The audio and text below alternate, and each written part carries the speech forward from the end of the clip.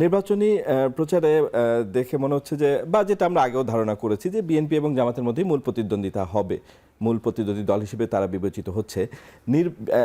এই যে 4 দিন নির্বাচনী প্রচার হলো, বিএনপির প্রচারে গতানুগতিকতার বাইরে কি আছে? বিএনপি তো অনেক বছর ধরে নির্বাচন করছে, 2বার পূর্ণ ক্ষমতায় ছিল, একবার কিছু সময়ের জন্য ছিল। তো বিএনপির নির্বাচনী প্রচারে আসলে গতানুগতিকতার বাইরে কি পাওয়া যাচ্ছে বা কি আছে যে কারণে মানুষ আকৃষ্ট হবে বা ভোটাররা? ধন্যবাদ আপনাকে, যারা দেখছেন আমার শুভেচ্ছা অভিনন্দন, আমার সহ-আলোচককে শুভেচ্ছা। দেখেন, গতানুগতিক আসলে নির্বাচনী যেভাবেই যাই বলি না কেন, একটা ভোট চাওয়া কারো কাছে, কেন আপনি ভোট দিবেন এটা বুঝিয়ে বলা, ভোটটা পেলে দেশের জন্য কি করবেন, নিজের দলের জন্য কি করবেন বা ওই এলাকার জন্য কি করবেন এটা বলা, এগুলা সবই প্রায় গতানুগতিক থাকে। গতানুগতিকের বাইরে যেটা আমি বিএনপির কাছে, যেটা যেমন ধরেন 3-4টা নির্বাচন হয়েছে না হওয়ার মতো, এটাকে নির্বাচন বলে না। সেইখানে তারপরেও আমাদের নেত্রী, বিদেশী নেত্রী বেগম খালেদা জিয়া ছিলেন, আজকে উনি নাই।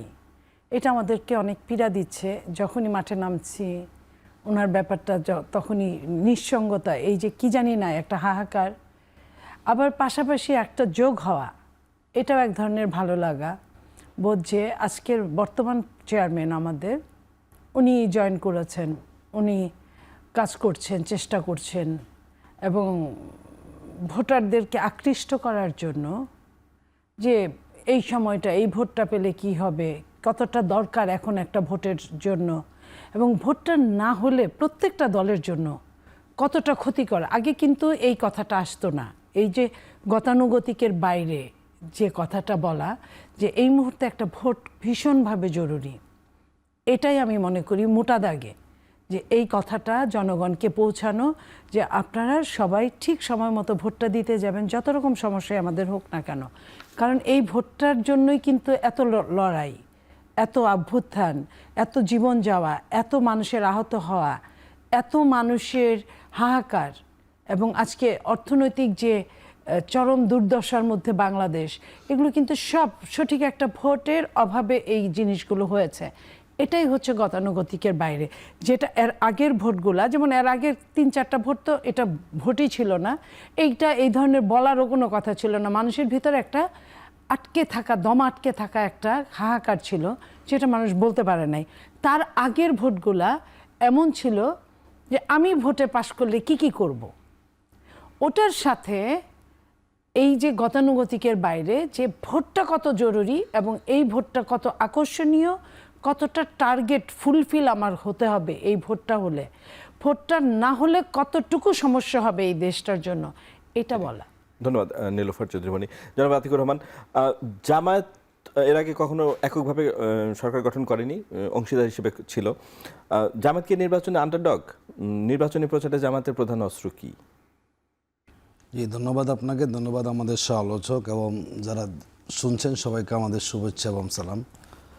দেখুন, এবারেই প্রথমবারের মতো জামাত ইসলামী সরকার গঠনের কথা বলছে এককভাবে। 11টি দলের নেতৃত্বে আমাদের যেটা নির্বাচনী ঐক্য হয়েছে, এবং জামাত ইসলামী সে ঐক্যের সামনে সে নেতৃত্ব দিচ্ছেন। ইতিমধ্যে বিগত 4 দিন নির্বাচনী প্রচারণা শুরু হয়েছে এবং যতগুলো ইতিমধ্যে জরিপ হয়েছে বিভিন্ন সংস্থার, তার মধ্যে দিয়ে আপনারাও জানেন, আমরাও জানি, দেশবাসীও জানে, এবারের একটা হাড্ডাহাড্ডি লড়াই হবে এবং কারো জন্যই নির্বাচনী বৈতরণী সহজ হবে না। ইতিমধ্যে আপনারা জেনেছেন যে জামাত ইসলামী তার জায়গা থেকে বেশ কিছু কৌশল আমরা গ্রহণ করেছি।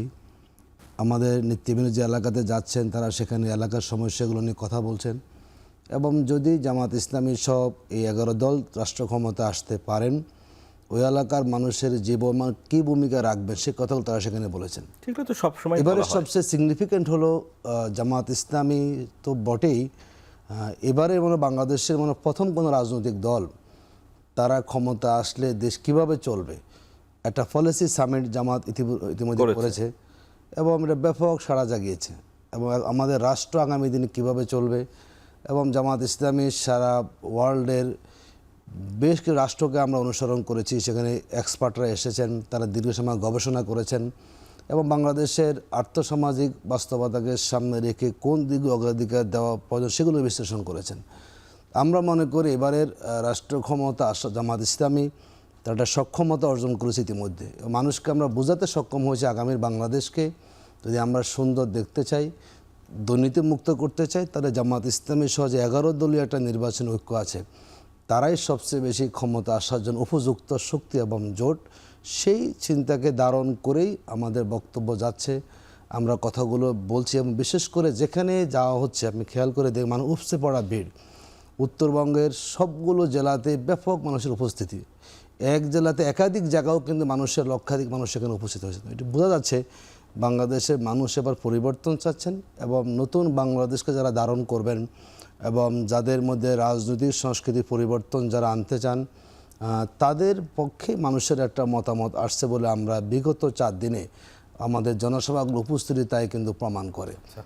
এবং যদি আমরা আরেকটু বলি আপনাকে, মানুষ একটা নতুন রাজনৈতিক মানুষ বিকল্প চাচ্ছে, আপনি কি এটা বলতে চাচ্ছেন? মানুষ তো মানে দেখুন এর আগে মানুষের যাদের আস্থার দেখেছে- জায়গাটা এখন 11 দলকে নিয়ে, কারণ 11 দলের যে একটা নির্বাচনী সমঝোতা এখন তো আগে হয়েছে কেউ ক্ষমতা ছিল না, কেন আস্থার জায়গা? বাংলাদেশের ক্ষমতা না, বাংলাদেশের মানুষ 24-এর 5ই আগস্টের পরে যে নতুন রাজনৈতিক মানুষের ভাবনা, 11 দল সেই রাজনৈতিক ভাবনাকে সামনে রাজনীতি করেছে। মানুষের মনে একটা আস্থার জায়গা তৈরি করতে সক্ষম হয়েছে। না, যদি এরাই রাষ্ট্র ক্ষমতা আসে তাহলে বাংলাদেশকে নিয়ে মানুষের যে ভাবনা সেই ভাবনা তারা বাস্তবায়ন করতে পারবেন। এই জন্যই বিভিন্ন জরিপে এসেছে এবং জামাত ইসলামী আমরা মাঠ পর্যায়ে দেখেছি মানুষের কোথাও কোনো জনসভা আহ্বান করা হলে স্বতঃস্ফূর্ত অংশগ্রহণ আগে কখনো দেখা যায়নি। এটি বলে রাজনীতি নতুন মেরুকরণ হচ্ছে এবং নতুন বাংলাদেশে 12ই ফেব্রুয়ারি একটা নতুন জামাতের আন্ডারডগ নেই, জামাত আন্ডারডগ নেই, জামাত ফ্রন্ট ফুটে আছে এই নির্বাচনে।